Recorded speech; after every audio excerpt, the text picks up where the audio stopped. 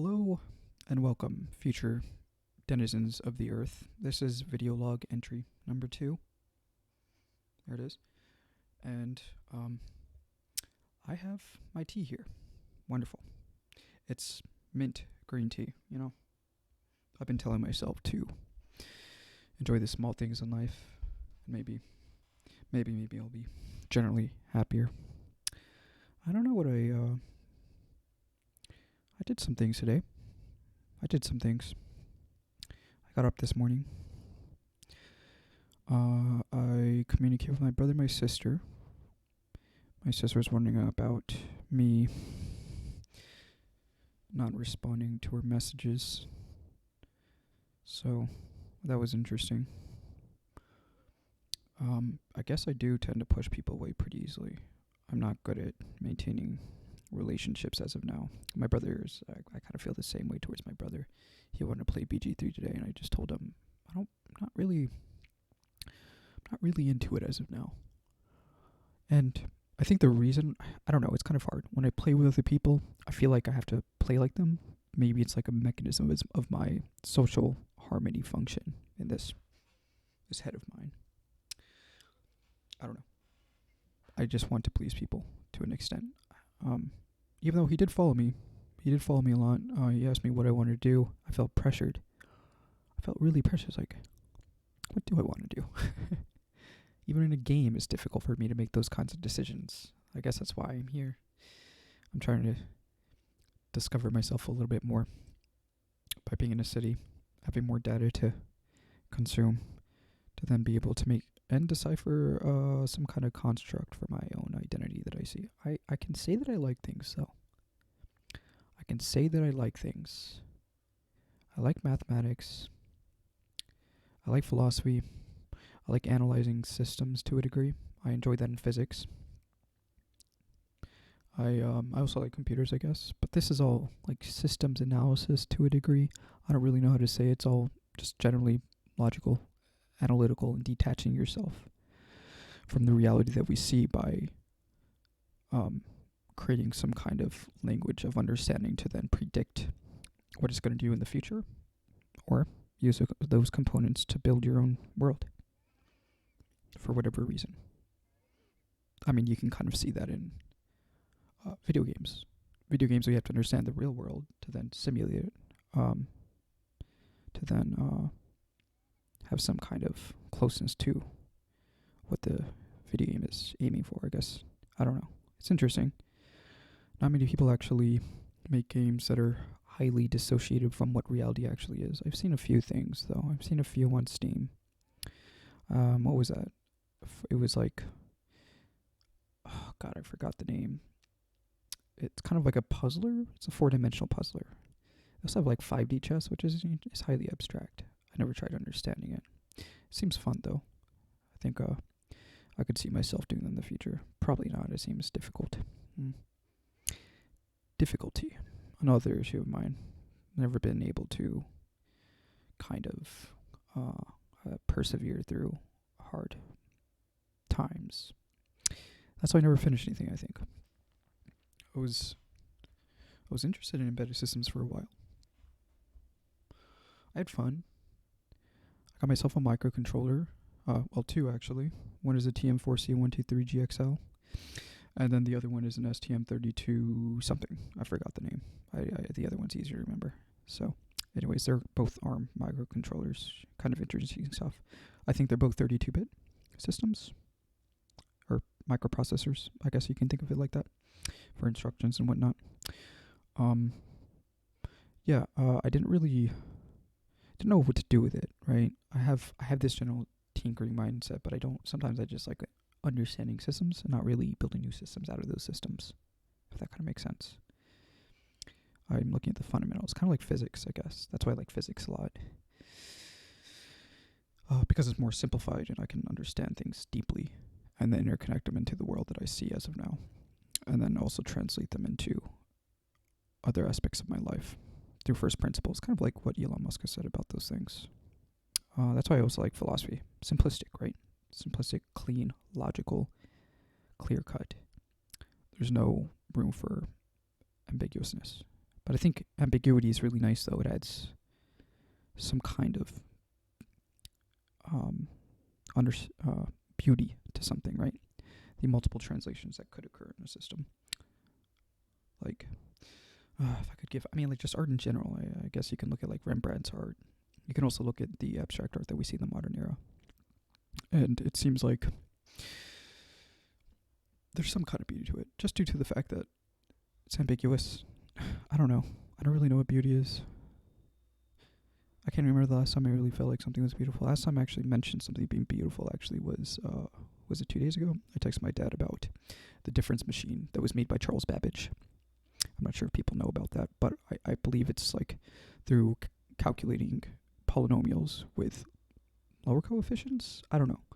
But it's a tabulation method, according to Wiki. Tabulation's like,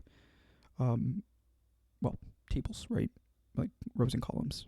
By taking those and I guess somehow, it's a tabulation technique. If you look at the difference engine on the wiki, you'll see what it is. And I believe it's called a method of divided differences. Never use, I understand math to a degree, but I never had to use divided differences in mathematics. Anyways, it was interesting.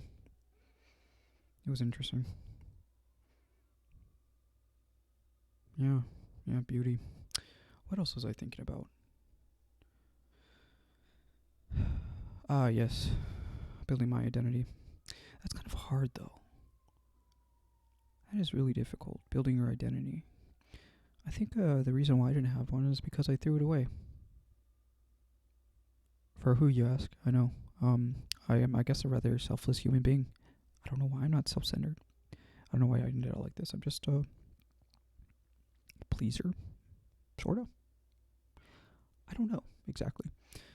But I think I've never really had a need to win. This thing called winning, per se, it's kind of ambiguous as well.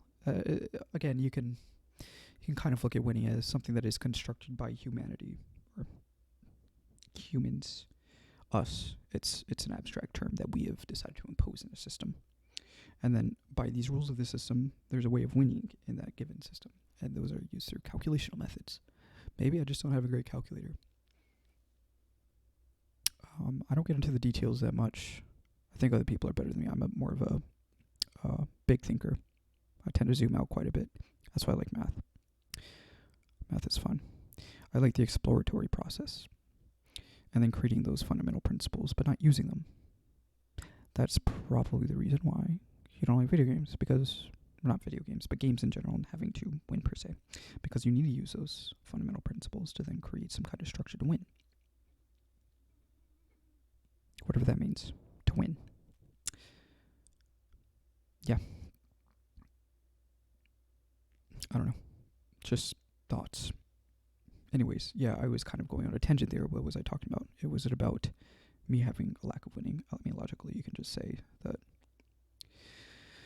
I don't know, winning is just not my kind of thing. I don't really care about those structures that we put on reality. And then I guess winning is kind of cool because you can say you did better than somebody.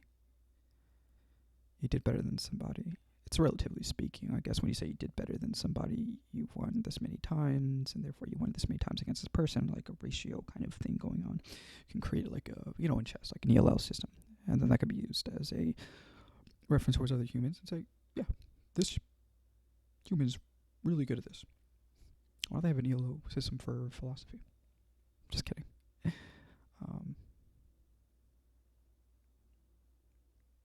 Yeah, those are my thoughts. My selflessness. I think my selflessness and not wanting to win or caring about winning really damaged me. It damaged my ego. Because everybody else around me, guys specifically, I actually resonate with girls a lot more. I feel like I could talk to them, and understand them. I do have a more feminine psyche, per se, because I don't have that innate desire to win, right? To win for what? I don't know.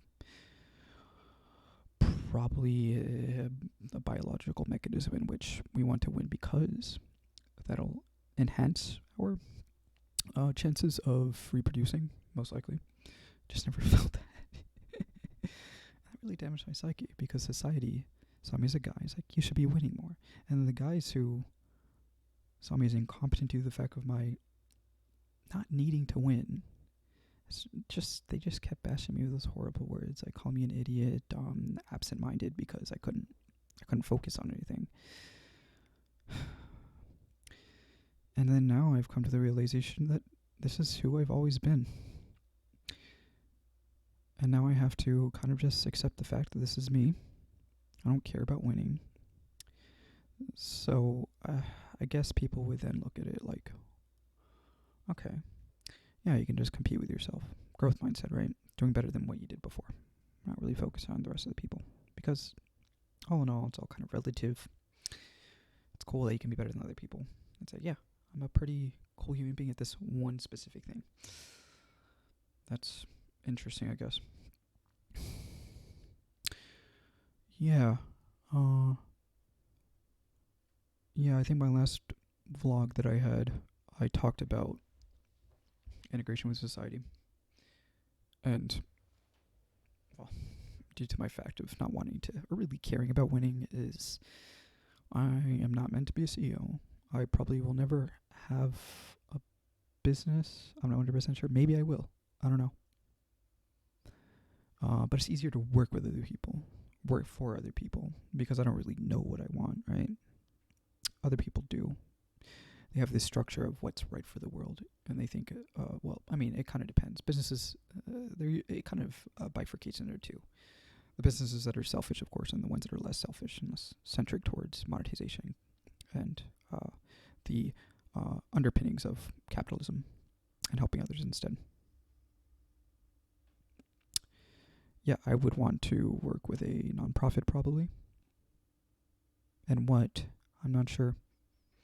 I mean, I guess I wouldn't use my skills of my values or when to help people. I mean, sort of. To be honest, I don't really care about people too much. But that's the only way I can live. I can live for myself and live an egocentric life, but I've tried doing that. I've tried. Because I didn't care about humans. I didn't care about myself, really. But at the same time, I did want to please them. It's kind of interesting. But my egocentrism was kind of reflected within the internet because I could be who I wanted to a degree without ramifications. So now you have come to the understanding that that's who you always were. Selfish. Yeah. Anyways, I guess this will do. What else did I? Oh yeah, I did get a couple of. Well, I got one book, electronics. I'm hoping maybe that'll kind of spark my interest in electronics again. Hoping. I want to be more hands-on. I kind of want to force myself to do things because, like I said in video log 1, passion is cultivated through action. And I kind of want to do more hands-on things than always being in my ivory tower, in my world of theory and lack of practicality or even application towards these theories that I've created in my own head. I guess I have used some of my theories in the world. Not much. I can't really give a specific example, but I think I can see some of those patterns vaguely from how I functioned. These frameworks that we call. Yeah, that's reminiscent of an INTP. I don't really know if I'm that or not. But, yeah. Is that all I have to say? Yeah, I mean, yesterday, since I didn't make a video yesterday, I went to, well, I didn't go anywhere. Yeah, sorry, I'm just zoning out. I was thinking about other things I was talking. But yeah, I holy shit, I'm blanking out. Oh yeah, I watched that video. Yeah, I watched that video. It was the electronics video about Fourier transforms and frequency domains and how DCBs or DBAs are used. Not how they're used or why they are even metrics to begin with, or units. I would rather say Unix, whatever. Yeah, so that was interesting.